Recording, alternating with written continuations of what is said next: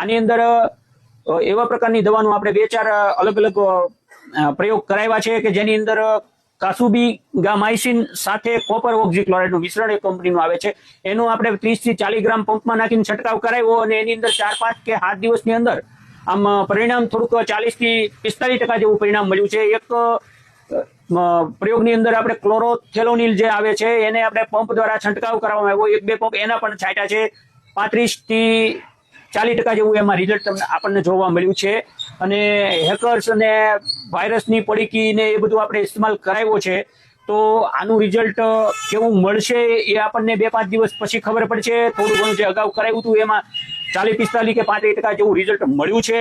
તો જો તમારે લોકોને આવો કઈ પ્રશ્ન હોય અને તમે કોઈ પણ સારી દવાનો ઉપયોગ કર્યો હોય અને એ માહિતી તમે અમને વિડીયો દ્વારા કે મેસેજ દ્વારા કઈ આપશો તો અમે ખેડૂતો સુધી પહોંચાડવામાં અમને મદદરૂપ થાય. એટલા માટે અમે તમને રિક્વેસ્ટ કરીએ છીએ કે એવું કોઈ તમારી માહિતી હોય કે વાયરસ કે બાફિયામાં આપણે જે વાતો કરીએ છીએ તમને રિઝલ્ટ મળ્યું હોય કોઈ સારી વસ્તુનું તો એની ટેકનિકલ માહિતી અમારા સુધી પહોંચાડો જેથી અમે ખેડૂતોને મોકલી શકીએ.